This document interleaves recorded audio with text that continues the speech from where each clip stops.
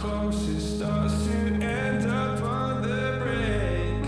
I tried so hard, but all these scars, they cut so deep I bleed.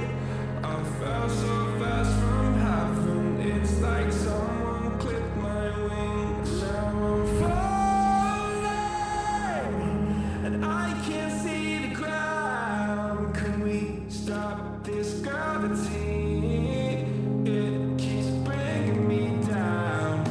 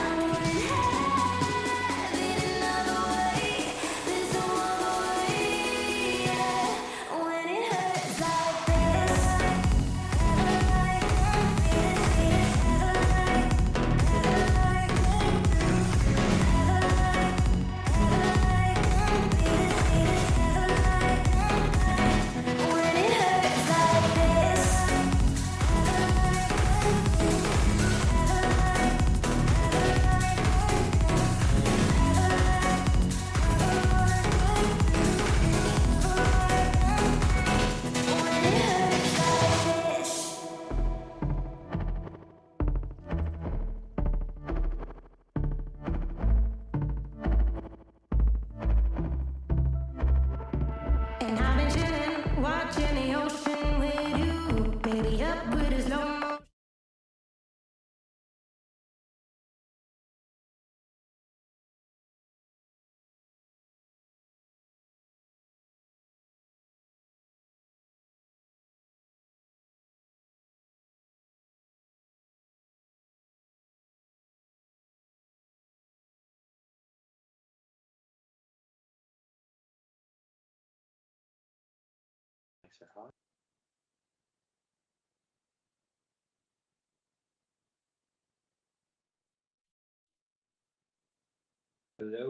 Hello. Welcome on in, YouTube. Make sure to say hi to us. Shawn's fixing himself over there. If you're watching live on YouTube, make sure to say hello. There we go. That's much better, Shawn. Move you. Yeah, I was just tinkering with that. Want to say hi to everybody on YouTube? What's up, everyone? Ready to get started? Yeah, I was just making you perfect. Making me maybe a little bit bigger. Perfect. Did you just get a haircut? Nope, I really need one. I think your hair looks good today. I think I went into work, so I had to make it. Ah, yeah, that's what it You're is. saying it usually looks like crap. Thank you, Shawn. No, you're usually wearing a hat. That's true. Thank you for everyone that's hanging out on YouTube. We can get started.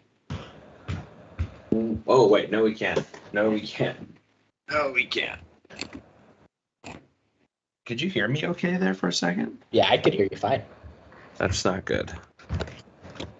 Do you hear me better or worse now? The same? Talk again. Do you hear that? Yeah. Okay. Yeah, Okay. I mean, I think it sounds the same. Interesting. That mic But was way I across. really wasn't listening for anything, so. Okay. That mic was like way across the room. That's why it's weird if you heard it okay. Yeah, must be a strong mic. Yeah. Welcome into Hardcore Penn State Football. Got a whole book full of things to discuss today.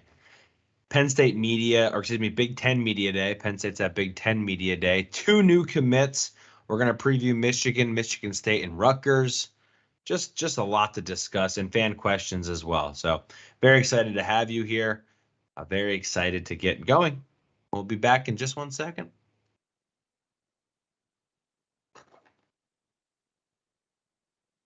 Welcome into Hardcore Penn State Football. I'm Cory Listoki. With me, as always, the great Shawn Kane. How are you doing today, Shawn? Feeling good, Cory. Feeling good. The one thing is, I kept thinking today was Thursday, and that's always just a buzzkill when it's really Wednesday. But by the time most of our podcasters are listening to it, it will be Thursday, so that'll be good for them, I guess. But disappointing for me. Yeah, it's still Wednesday, but Wednesday does mean us, so that's always nice. Like, This is true. if you're gonna have to do Wednesday, you can at least do Wednesday with us. So welcome on in, everybody. A lot to discuss, a lot to get to. Penn State's at Big Ten Media Day. You know who didn't show up to Media Day, Shawn? Northwestern. I did see that their interim coach was there, but I know their players didn't come. Yeah, but he didn't talk about anything. What do you think of that? I kind of think it was a mistake. To go or to not go? I think it was a mistake for the players not to go. No, I agree. You go back to when we got sanctions handed down to us in 2012. I really think that was the start of the healing process. Was Big Ten Media Day, and Mike Mahdi, calling out the commissioner of the NCAA, and it wasn't just that. It was just kind of standing up for the school and standing up for the players and the team. And I think if you trust your guys to be the leaders in your locker room, then the best thing to do is get out in front of this. But hey, it's not my team. Right.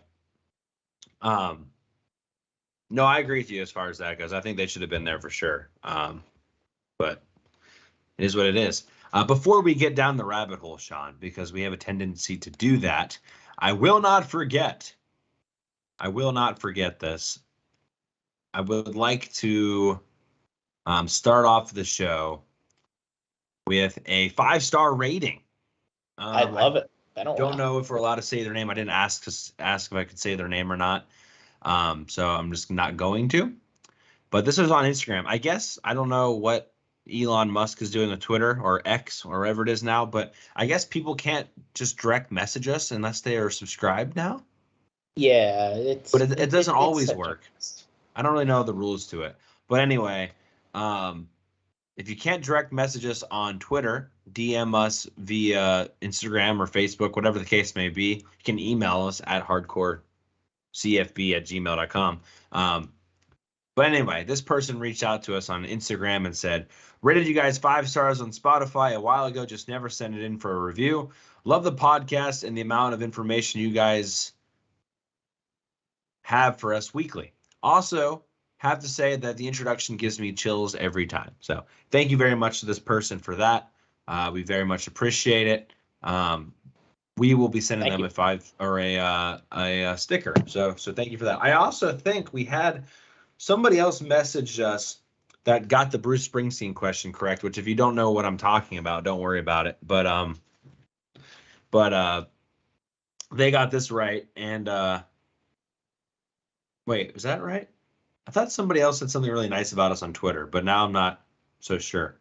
But I thought we got somebody sending us something nice on Twitter. But regardless, if you drop us a 5-star review on Apple Podcasts or a 5-star rating on Spotify, let us know. We will send a sticker to you for free. And if you say something nice, we'll read it on the show. So thank you very much for that. Compliments. It's a nice way to start the show. Always like starting with compliments. We have a lot to discuss today, Shawn. 2 new commits. Penn State is at Big Ten Media Day. Keaton Ellis, Olu Fashanu, Fashanu, and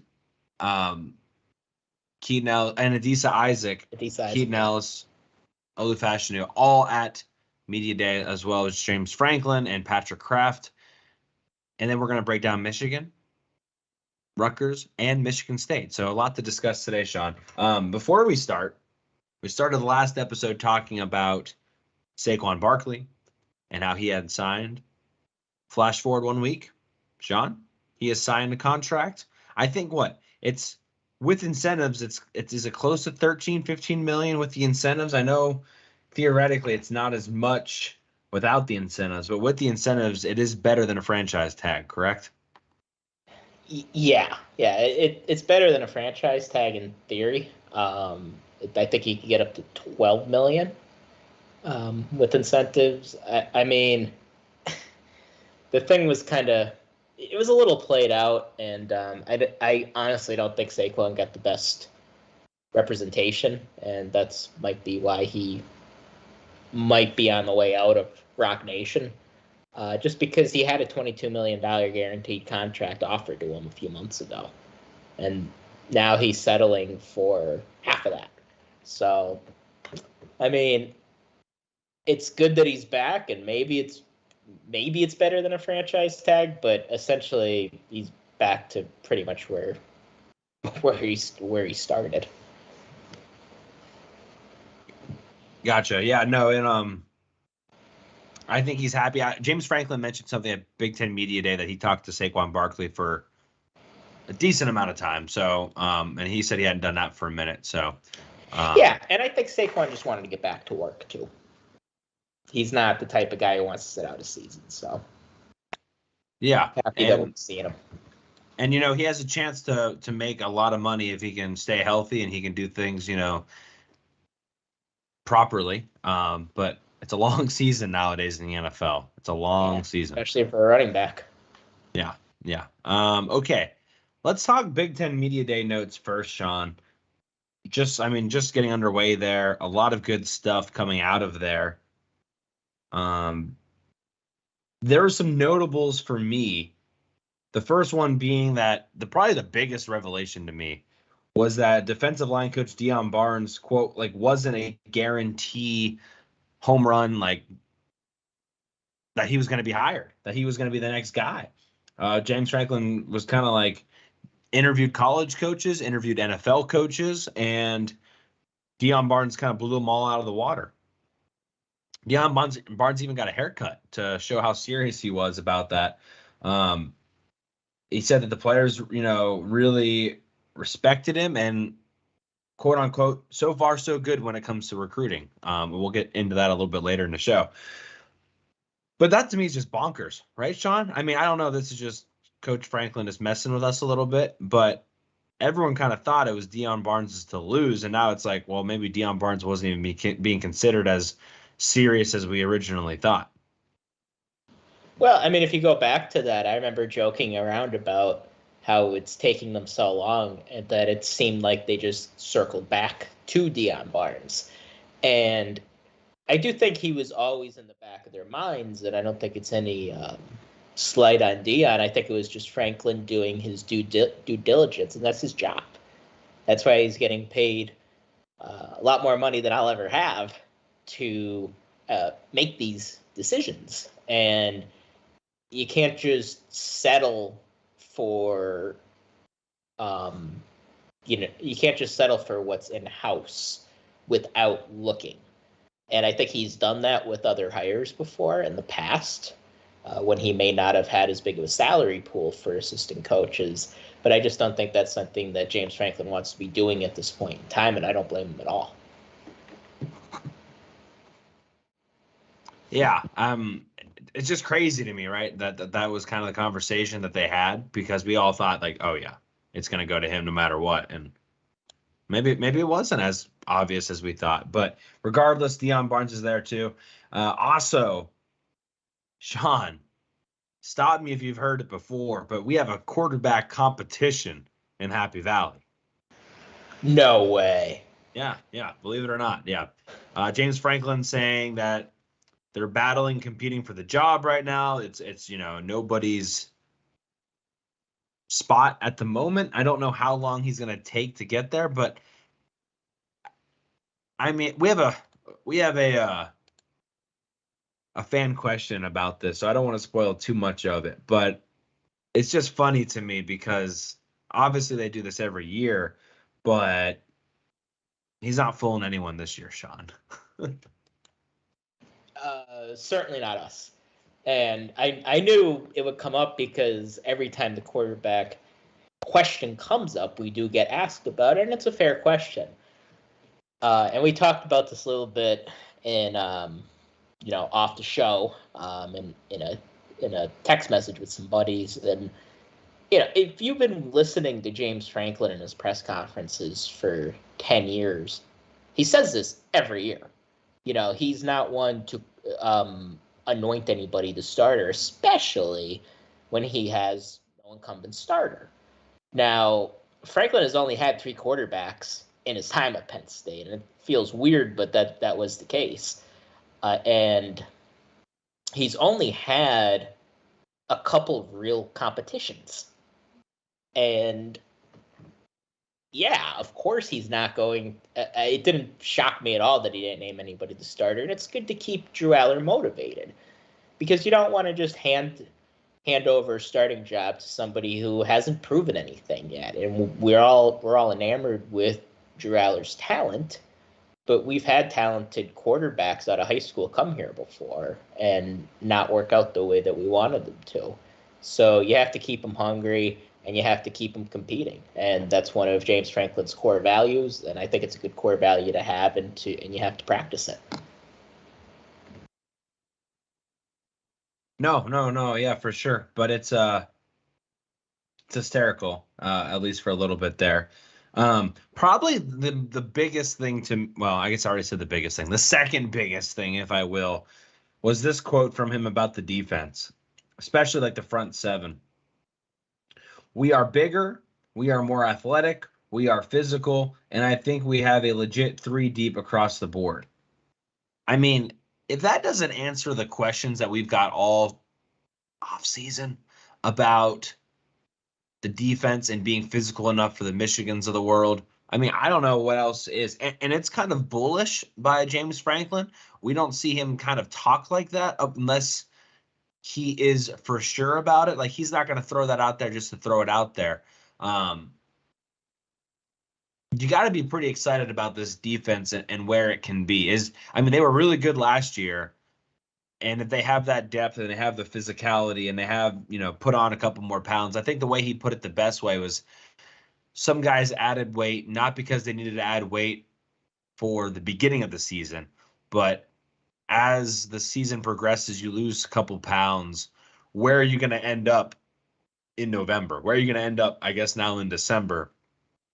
You're kind of trying to make sure your body's still there. You're still physically prepared for those challenges at the end of the season. So I think this was a huge testimony to where the defense is right now.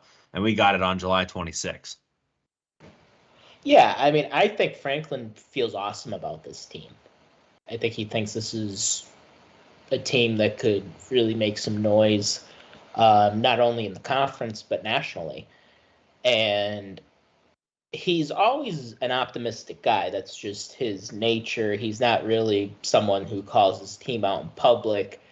But usually when he's worried about something or about a position, he'll say things like, we have some challenges at this spot. We have some challenges here.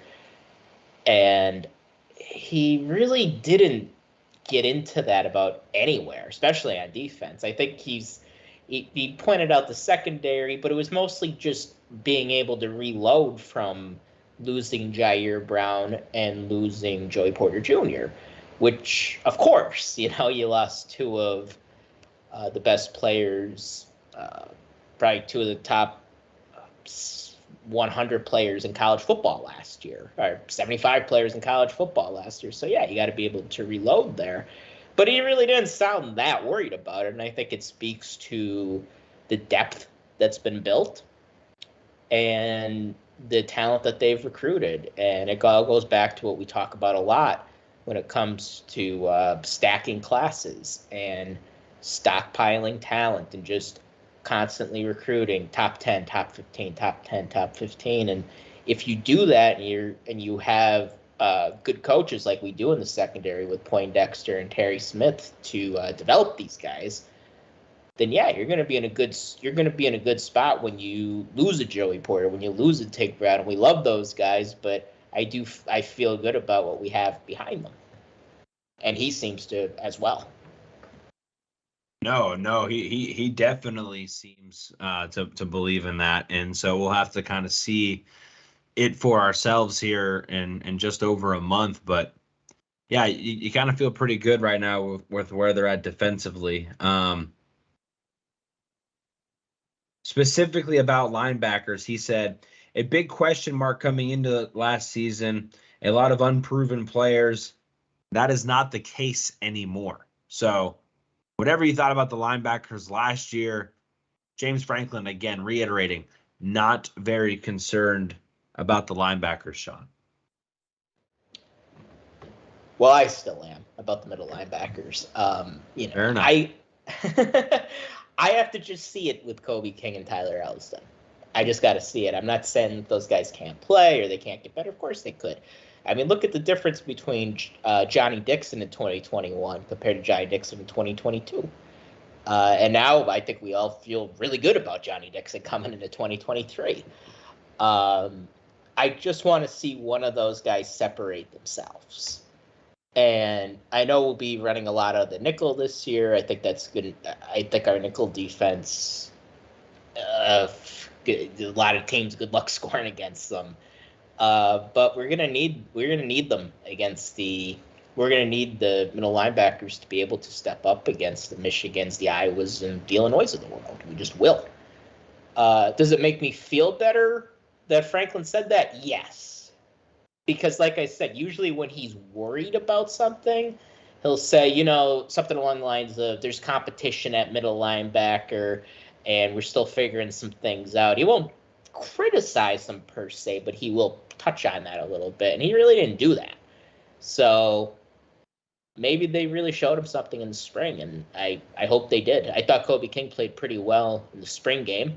Elston was coming off an injury. But, yeah. And the good thing is we all know Abdul Carter is awesome. And we all know Curtis Jacobs is awesome. So those are two positions right there at linebacker that we feel that, yeah, total agreement with James Franklin. We're going to be really good at the Sam and the Will.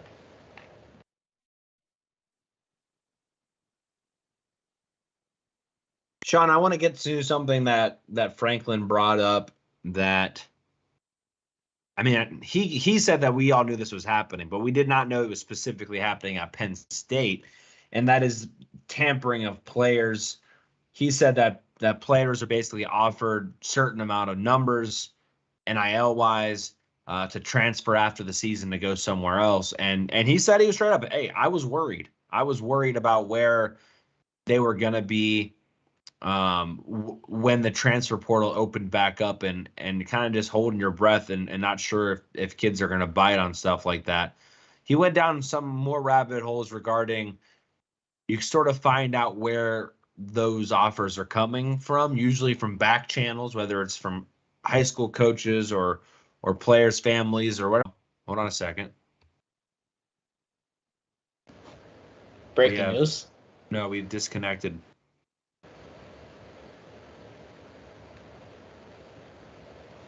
Oh, dang. I think, okay, we are back. I don't know if we lost anybody for a second there or not.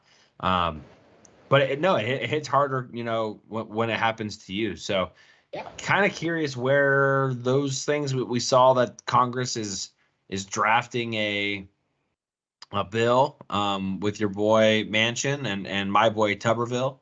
We'll have to wait and see. That's a good way to put it. If it it comes to anything good, but really, I think you said this the best, Shawn. It's pathetic that the ADs and the presidents of these universities and the people involved with these conferences, and of course the NCAA, refuses to do it themselves. This should not be something that Congress has to do. This is something that 100% should be figured out by football people for football players and obviously the game of football itself. And it's just frustrating that they just kind of kicked the can to the next group of people to figure it out, that also really shouldn't have anything to do with it. Yeah, they kicked it to Congress, and Congress always handles things well. So, yeah. This is just an abdication it's just a dereliction of duty, really, from these conference commissioners. Like last week, you had Greg Sankey saying we need Congress to do something. Like, no, you guys need to do something. And I think it was really underscored during COVID, just how these different conferences work. And they do not work in unison at all. And now with the NCAA basically being neutered by the Supreme Court, there's no enforcement for much anything. And there's no real rules. Like, tampering is against the rules. You are not allowed to tamper. That is not a new rule that needs to be that they need to come up, that the NCAA needs to come up with, but it's just they don't punish it. They've just totally washed their hands of it. So, okay, if the NCAA washes their hands of it, well, we need, for the time being, the conference commissioners to come together, come up with something in coordination with the coaches, work with the athletic directors, work with the players, and come up with something. I don't think tossing it to Tommy Tuberville, who, by the way, was a former head coach, a mediocre one, but he was a head coach. So where do you think his interest is? Whose interest do you think he's representing? I mean, and then Joe Manchin, I don't know how he's qualified at all to be able to handle it. And same with Cory Booker. I mean, these guys, they don't know. And they shouldn't even be worrying about this stuff. This is just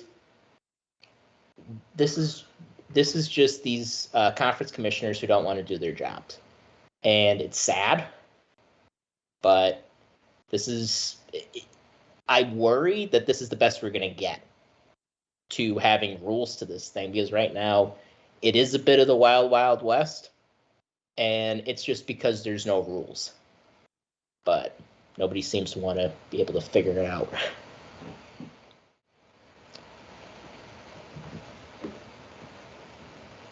Pause for dramatic effect. No, I think you hit it on the head. It's frustrating to say the least. Speaking of NIL, James Franklin, because here's the thing. James Franklin said again, they're trying to close the gap. They're trying to close the gap. Who we don't know what the gap is. Like a couple months ago, he said that the gap was 2 years. Now he said they are continuing to close the gap. You know, that gap is never going to be 100% closed, which, whatever, I get that. But he was asked, I think it was by Audrey Snyder, about like, okay, you said that it's better now than it was. Like how? Like how has Patrick Kraft and company made it better? Or how are you guys actually aligned? And he said he really couldn't answer that specifically, but he did say, quote, Pat has come in and made a significant impact. And I think, end quote, I should say. And I think that, to me, I think it got them serious. And we have a fan question about Patrick Kraft tonight, so I don't want to spoil that too much. But I think he did come in and make Penn State serious about what Penn State needed to be serious about. So I do want to give Patrick Kraft credit there, but I wanted to share what James Franklin said about him as well.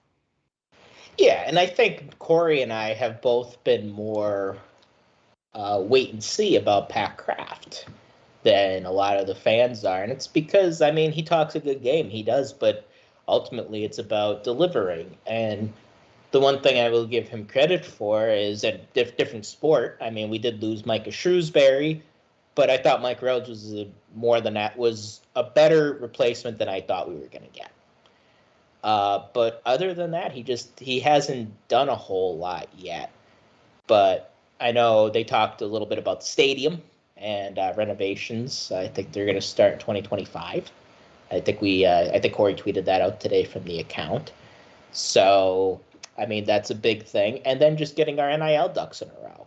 And a lot of it with Sandy, I think especially with NIL, I think at that point when that all came down the pipe, it's like she was already semi-retired. She might have already announced that she was retiring.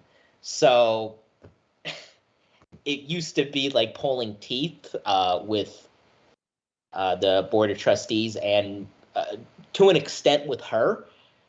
But now we got a guy who I think really gets it, and it's not just, an end-of-career job.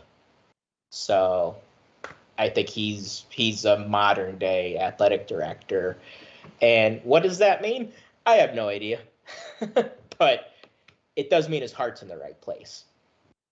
Way to spoil the question for later. On Patrick Kraft, he did mention stadium renovation, said they're going to start, they're planning things out for the next couple of years, but hope to start renovations January 2025, pretty much right after the playoff game is what he said. And plan to be done with all title run. Right. Plenty of time to do it because it won't be finished until August 2027. So take that for what you will. But renovations include fixing the west side, press boxes. They're going to do the east side suites. They're going to create better flow down the east side for leaving purposes and concourses. Better restrooms across everything. Better concessions across everything. Those are the major things that I saw there.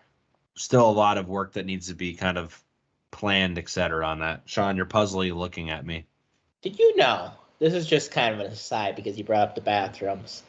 My future father-in-law, my future brother-in-law, they told me a couple weeks back that Heinz Field still has the troughs that they pee in. Wow. And I was puzzled because that stadium was built like 20 years ago. I mean, at least our stadium was built like in the 50s.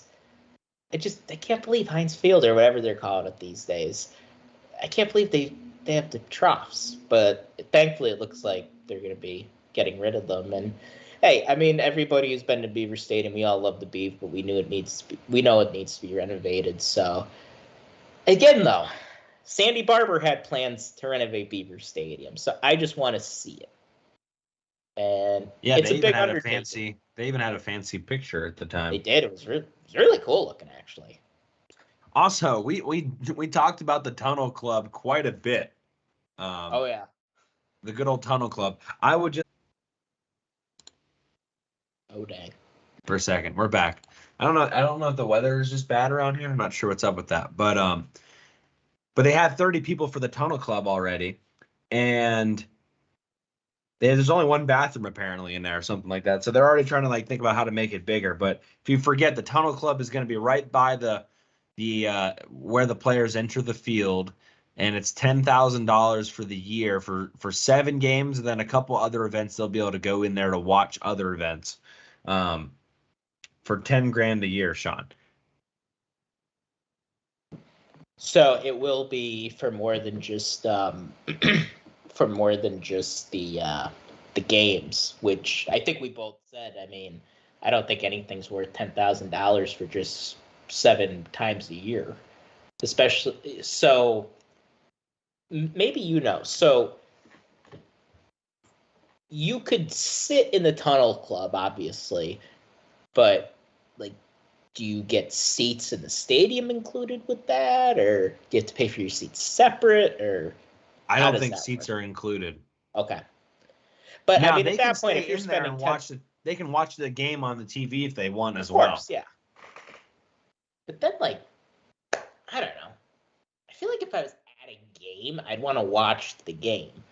Now, maybe watching a basketball game or watching a wrestling match, that could be cool in there. But if the game's going on, like, right on the other side of the wall, I'd want to sit in the stadium. You know what I mean? That's just me. It's not even like you get a club box seat, or a luxury box, where you're inside, but at least you can still see the field from where you're sitting.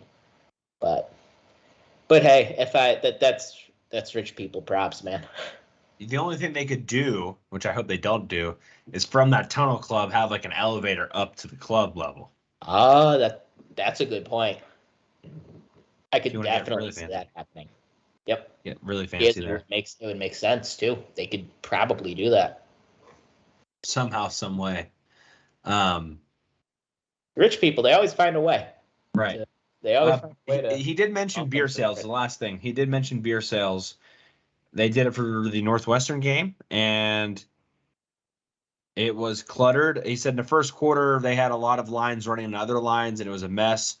And they logistically need to do better at it, but otherwise they had to shut it down, I guess, for a little bit. Shawn, you were there that day, weren't you?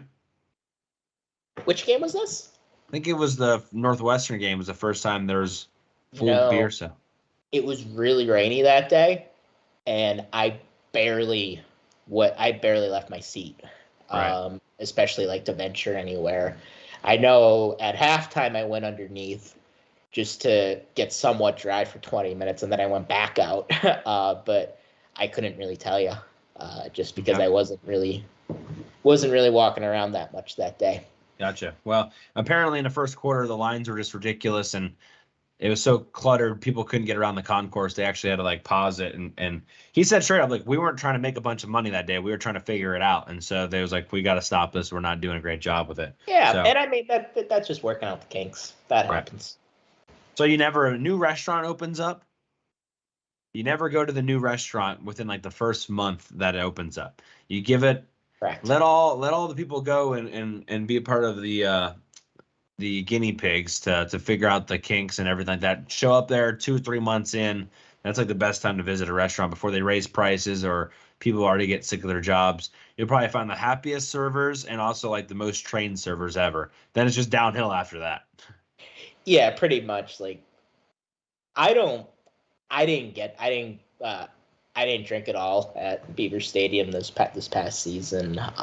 But like I said, that game I certainly wasn't gonna go up venturing for a beer. But I mean, hey, if that's your thing, that's your thing, and I'm sure I'll get a beer at some point in the stadium. Yeah. I think once you're already there, I don't know. I'm pretty much ready to go. I go there. Yeah, I go there to watch the game. I don't really go there to drink a $10 beer. Right. Baseball, I think, is a little bit different, but Baseball's completely different. Yeah. But football, Okay. like, I'm there to watch. We're going to try this again. Let's go into recruiting.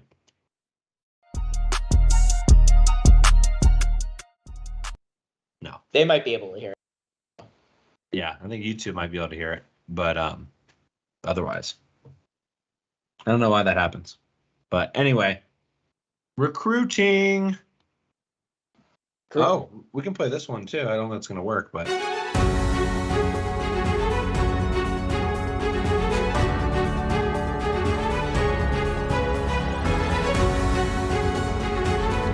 I think I know why it's.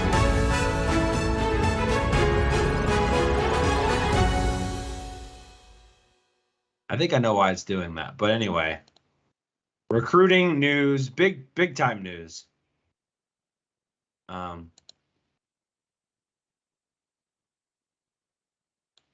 Okay, sorry about that, everybody.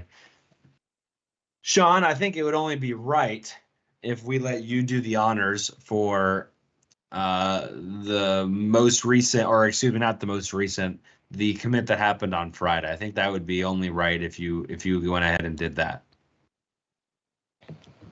Yeah, it looks like Penn State has won the Liam Andrews sweepstakes. He committed last Friday morning. I was just getting on my break, and I looked at Twitter, and I saw it's 11 o'clock, and there's Liam Andrews putting on a Penn State hat. So this guy, great offensive line prospect, great defensive line prospect. Some people think he has the potential to be a better offensive lineman. He's at least going to start at Penn State as a defensive lineman. Big win for Deion Barnes. Deion definitely cultivated a relationship with Liam Andrews from the time he got the job, and he was working from behind with them, and that's how he's been really with this whole class, because we didn't expect John Scott Jr. to leave, and Deion hit the ground running, and this is a guy that I have been saying for the past few months now. Penn State has to get Liam Andrews. They have to get him, and it looks like they did. He's from Brookline, Massachusetts, which I believe John F. Kennedy was from Brookline, Massachusetts. And you're seeing his film right now if you're watching on YouTube.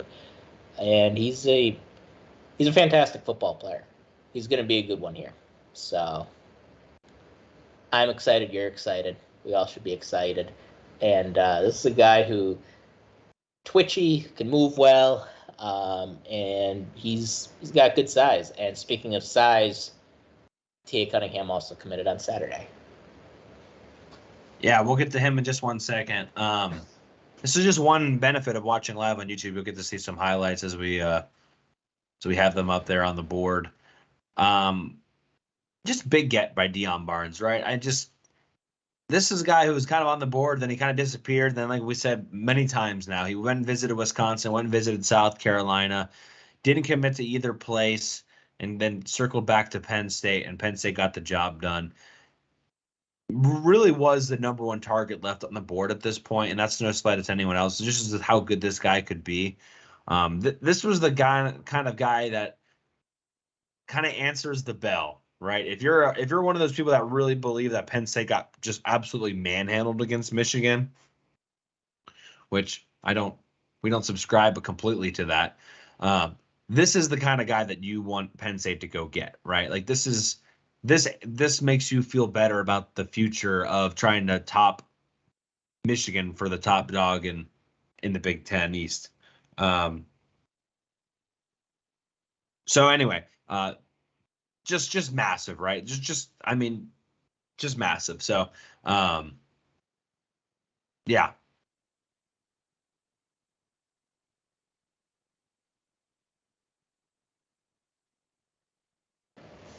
You there? Yeah, I'm still here. Did you lose me? Just for a second. Okay. I don't know if it's bad weather or not around here. I'm not sure what that's all about today.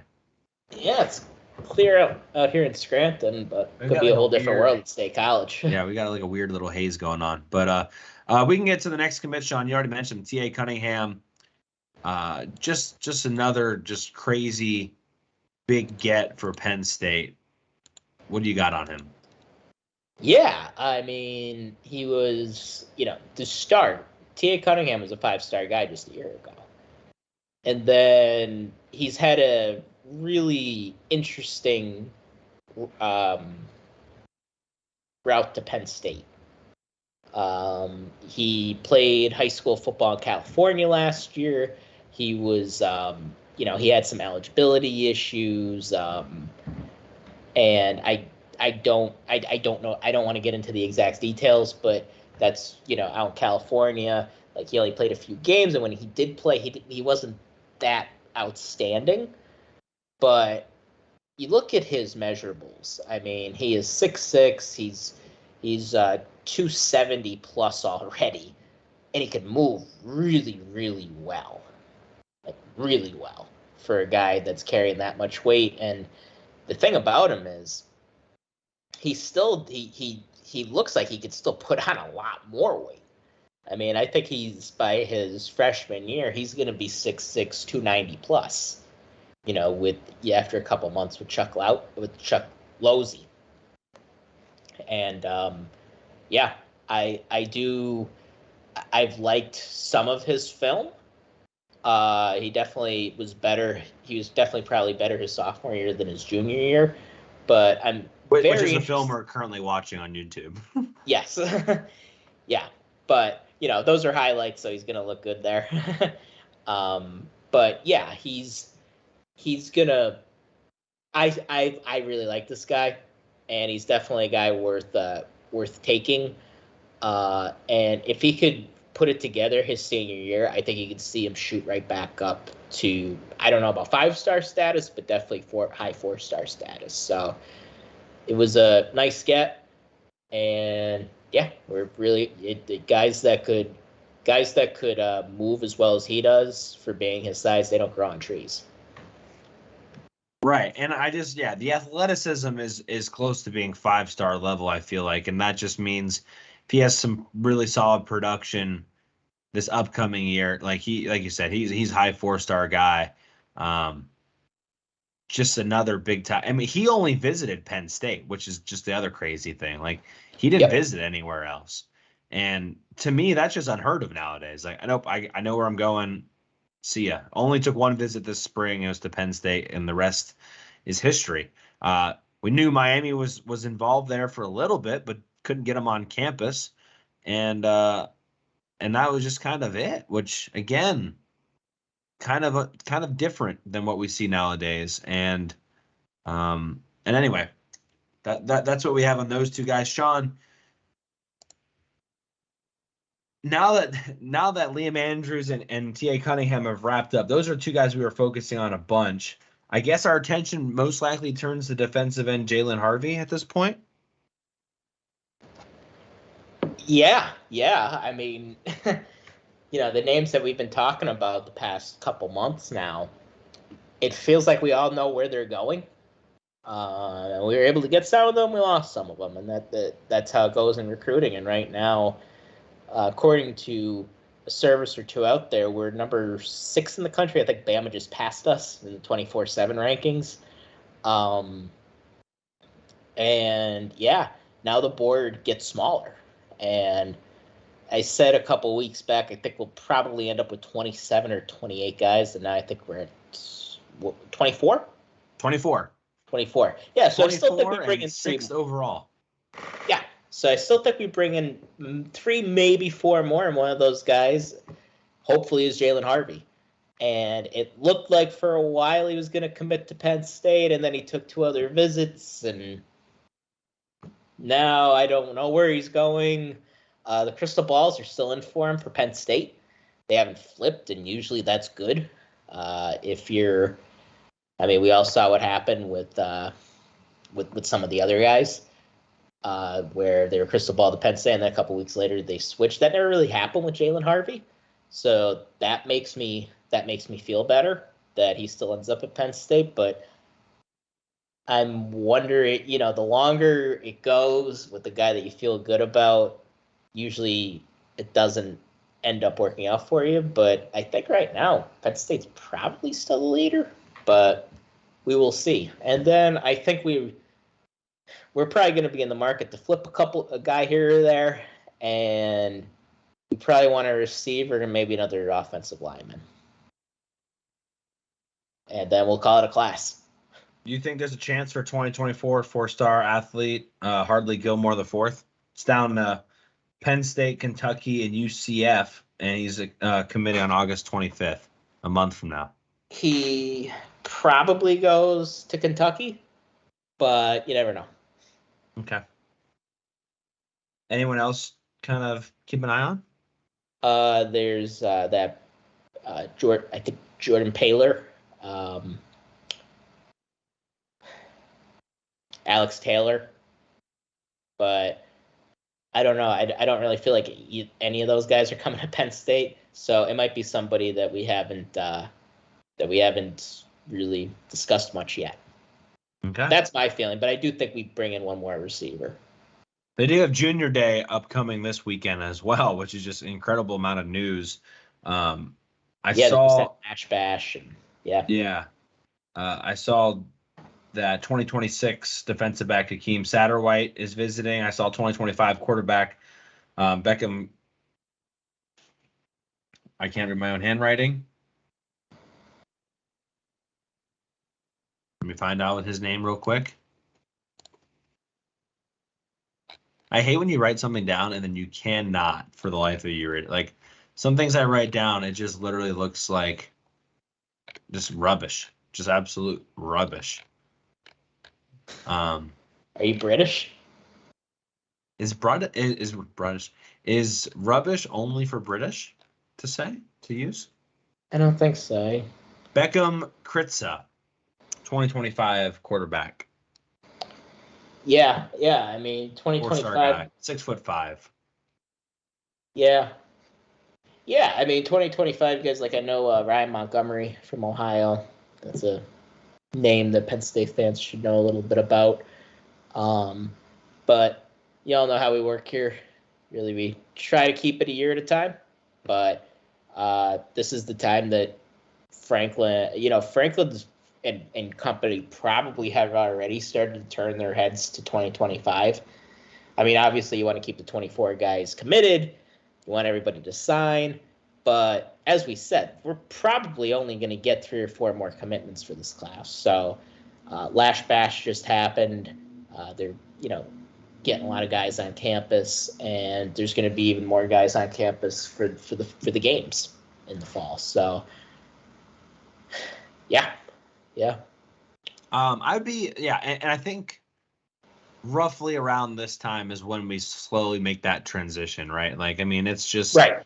The nature of it. A lot of 2024 guys are gonna want to have been committed before their senior year, so it's just one less thing they have to think about.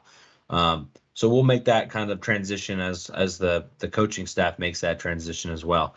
Okay, enough of that. Let's talk Michigan, shall we? Boo. Yes, boo. Unless you don't want to, we just not do it. I mean, like, I'm cool with it if you're cool with it. No. Team up north, as they say.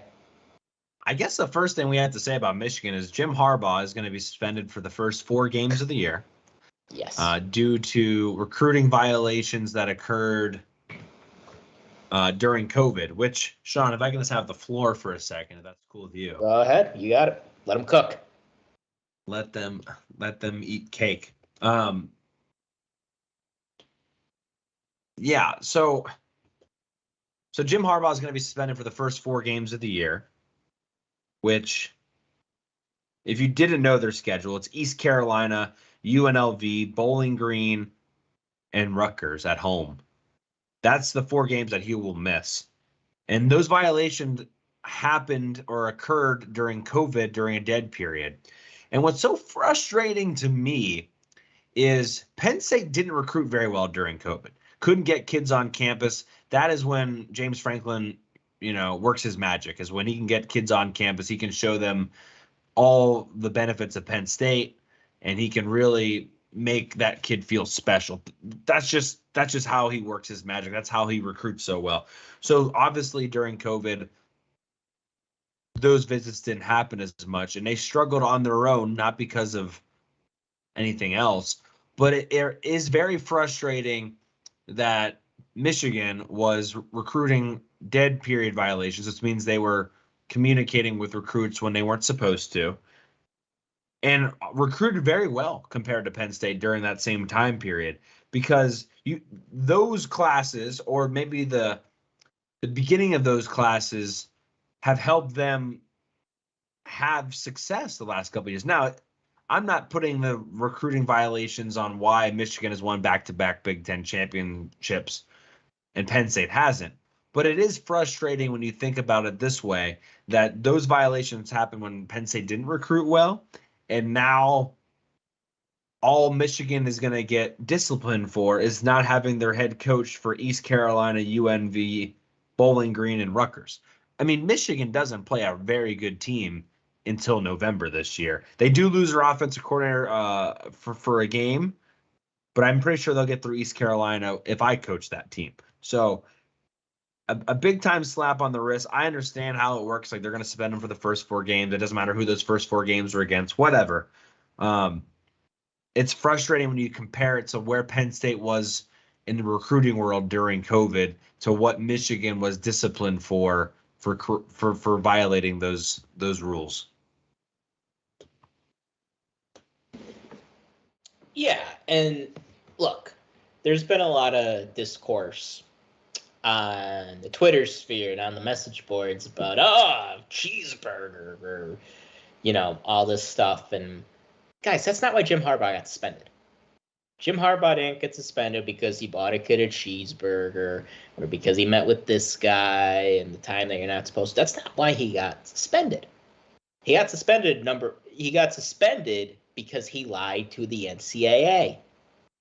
That's it. That's the reason he got suspended. And if there's one thing the NCAA has proven year after year after year, if you lie to them, they will drop the hammer on you, at least a little bit. Jim Tressel lost his job and never coached again because his players got some money for tattoos, or they got free tattoos, and he lied about it to the NCAA. That's it. That's the only reason he never coached again. That's why he got fired. Bruce Pearl at the University of Tennessee, their basketball coach, and now he's the basketball coach at Auburn. He got suspended for lying about having Aaron Kraft, who played 19 years at Ohio State, over his house for a cookout. He got, they will crack down on you if you lie to them, if you mislead them. So anytime I hear a Michigan fan talking about, you got suspended because you got to get a cheeseburger, man. No, he got suspended because he lied to the NCAA. Period. And, is it the most egregious thing in the world? I don't think so. I think there's a sneaky way to get around NCAA, to get around the rules, and they might have been a little more egregious than most in what they did and having contact when they shouldn't have. But I'm not going to pretend like they were the only ones doing it, but when you get caught, you have to cooperate. Where the NCAA has a track record of cracking down on people who don't cooperate with them. And that's just what they did with Jim Harbaugh. So I don't think they're going to miss them all that much, but it is a distraction for them to start the year. Yeah. Let's talk more about Michigan itself. Probably the best team on Penn State's schedule. We agree there, don't we? We do. Yes. Okay.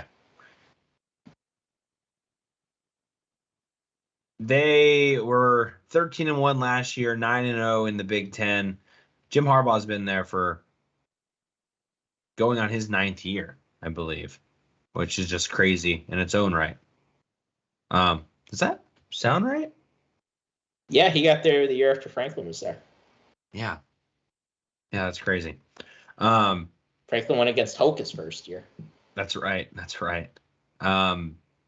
This is insane to me. On offense, we'll talk offense first. Number 1 in Big Ten rush offense the last 2 years. Just to compare that to their defense has been top 5 rush defense in the Big Ten the last 2 years. So their strategy is simple for people at home. Run the ball well and stop the run well. And that's pretty much what they did the last 2 years. Their offense is pretty much the same as it was last year. It's going to be the exact same thing. They've got their quarterback back in J.J. McCarthy, who I will say this. I don't think he is as amazing as some people think he is. But I will say this. He is better than what they've had ever before under Jim Harbaugh. Like, they've had a lot of really mediocre quarterbacks. He is better than that. But I am not putting him in the same group as, like, the Ohio State quarterbacks of the past. Like, to me, he's not a Justin Fields. He's not even probably a CJ Stroud. He doesn't throw the ball as well as Haskins did.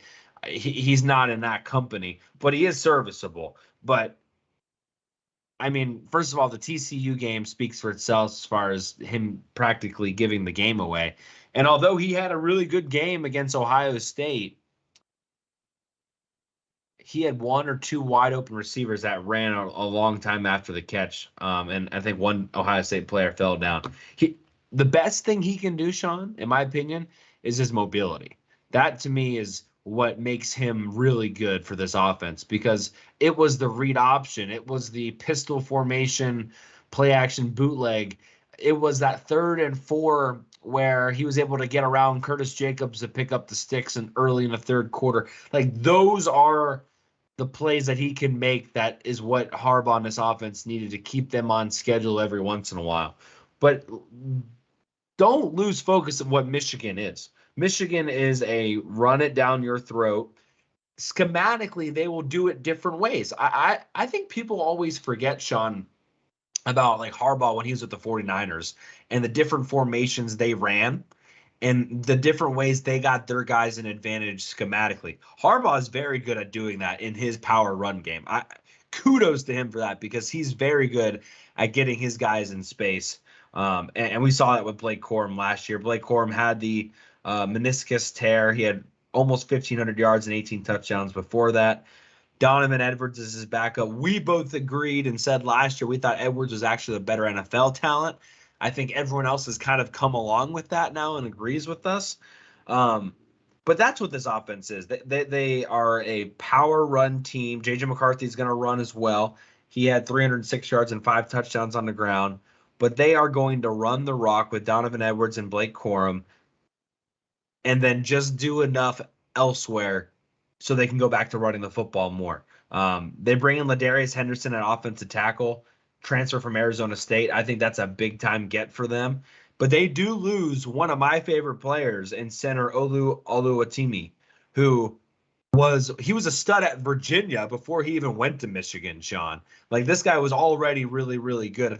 I don't know if he won the Remington Award winner, yeah. He did win it before? Okay, I knew he was a finalist at Virginia. I don't remember if he won. So, yeah, he was already really good. And then he went to Michigan. So they're going to have to clean up some things there. They've got some really good guard play there. But don't lose focus of what Jim Harbaugh wants to be. Schematically, how can I get my guys an advantage in the power run game? That's what they're going to be on offense. They don't really have anything crazy exciting on the receiving core, in my opinion. Cornelius Johnson and Roman Wilson are good. I think they're serviceable, but I'm not, we're not talking about Marvin Harrison Jr. or Emeka Mbuka, but it's going to be a power run game, Shawn. That's what I think about their offense. Yeah, I mean, I think you put it really, really well. So Harbaugh loves the power offense, always has. But like you said, he's creative with how he does it. It's not just like watching Iowa or watching Wisconsin, even old Wisconsin, where they just, put 3 tight ends in the game. Like, no, he uses a lot of pre-snap motion.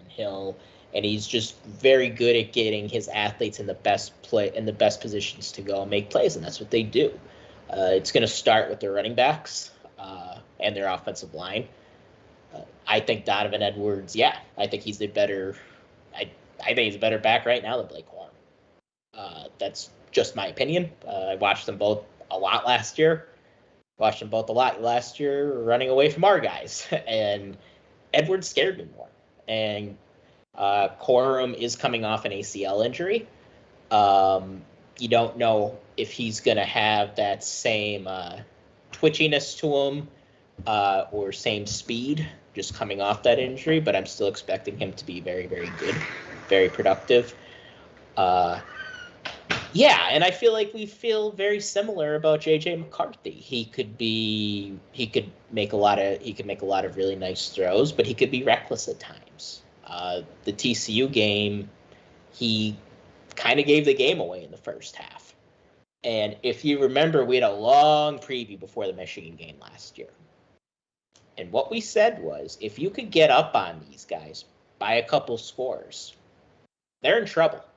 Because they like to get up on you, or even if it's a tied game going into halftime, Jim Harbaugh is very comfortable there, is he just thinks I'm going to wear these guys down. If they have to come from behind, they're going to have a tough time doing it. They bring, you look at their offensive line. Zach Zinter is a very, very good offensive lineman. So is Trevor Keegan. I agree with you. They went to work in the transfer portal and brought in a couple quality guys. And that's going to be where the magic's made. That's going to be where the magic happens.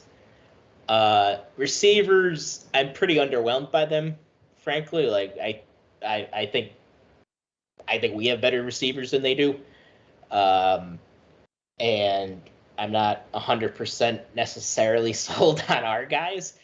And Cornelius Johnson, Roman Wilson, I mean, they're good players, but I'm not going to be up late at night the Friday before the game worrying about their receivers. They did lose both their big-time tight ends last year. Eric Alt is out at Iowa now, and Luke Schoonmaker's in the NFL.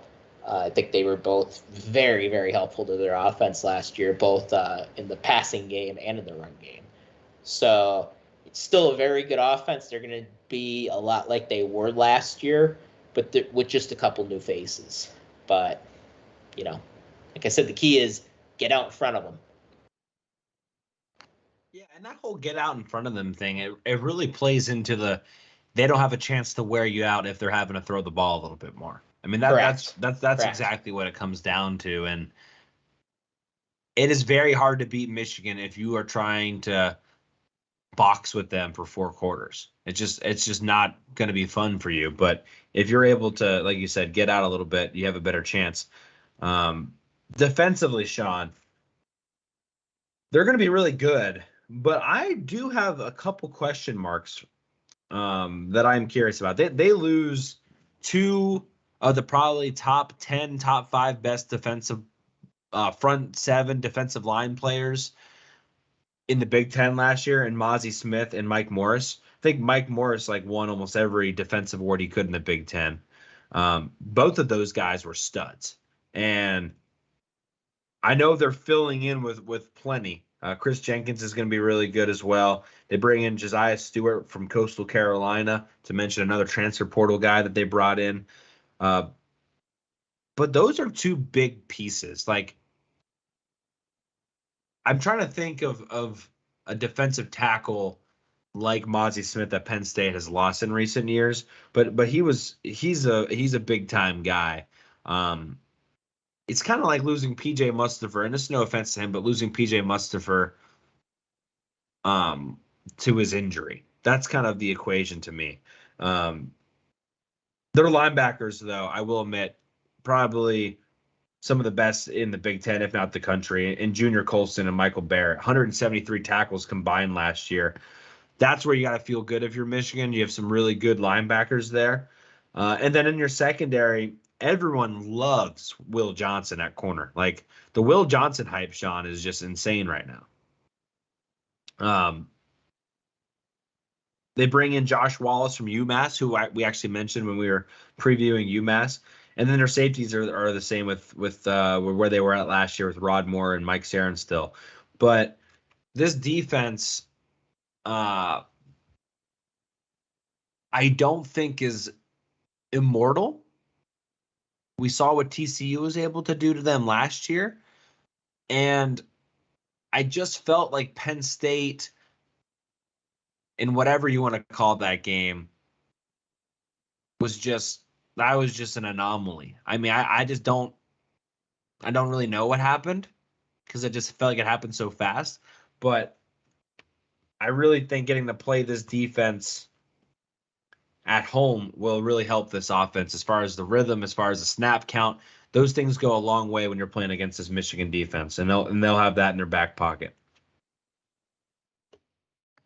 Yeah, I think our offense is going to be playing with something to prove because they were rather punchless last year against Michigan. There was the big scamper from Shawn Clifford, but I think, and there was a decent pass down the sideline to Harrison Wallace, I believe. But other than that, I mean, we just didn't get anything going against them last year at all. I mean, we were just stalled.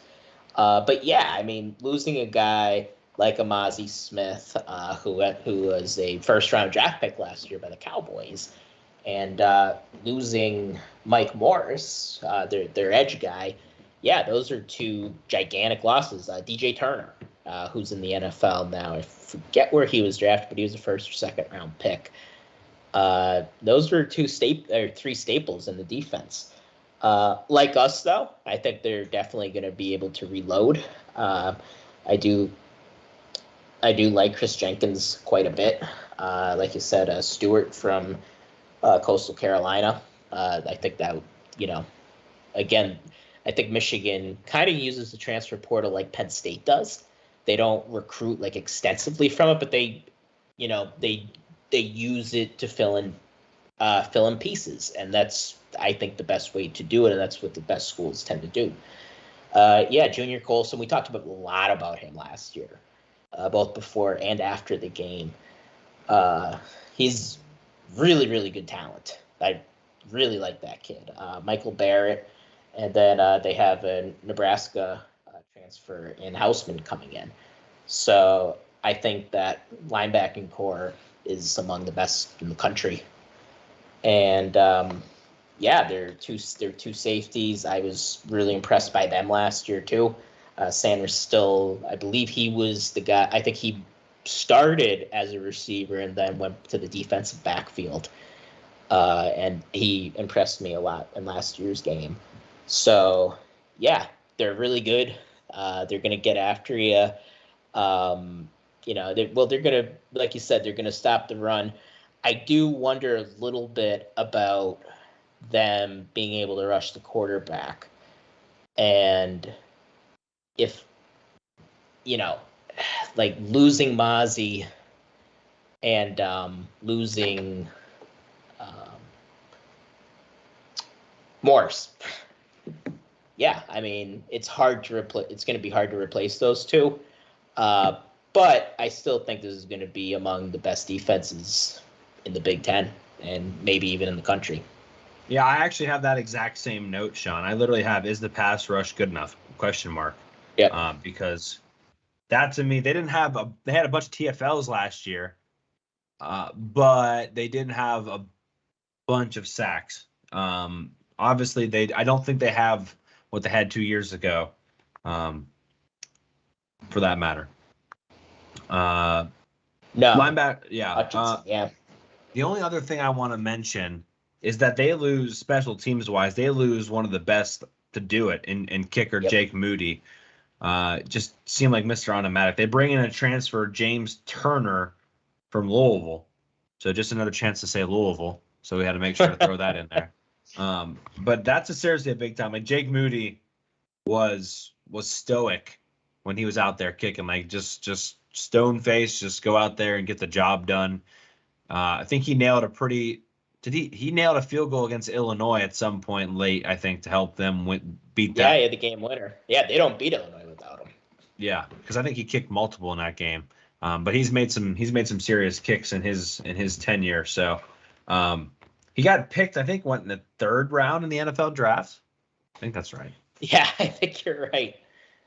And it's not often we talk about special teamers, but I mean, he was one to talk about, and he was a game changer in some games last year. Like I said, I don't think they beat Illinois without him. So, right.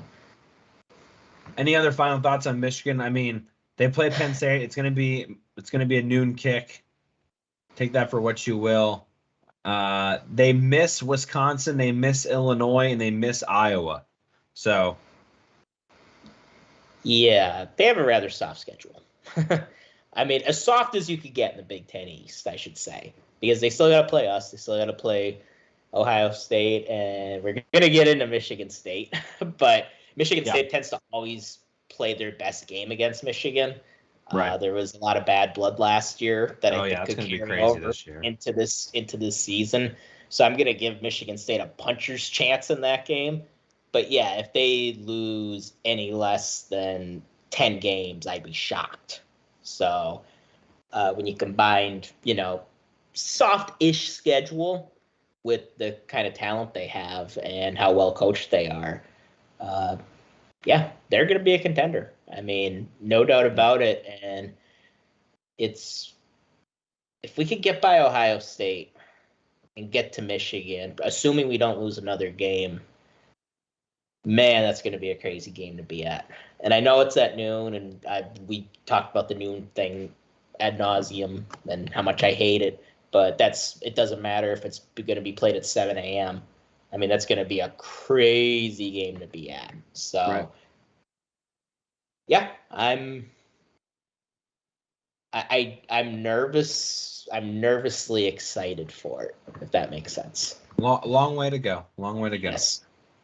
Let's switch to Rutgers. All right, let's go to Michigan State. We can talk Rutgers. 4-8 last year, 1-8 in the Big.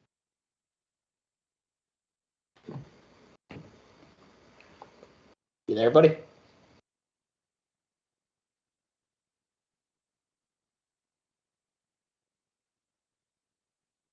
Cory? Are you still with us?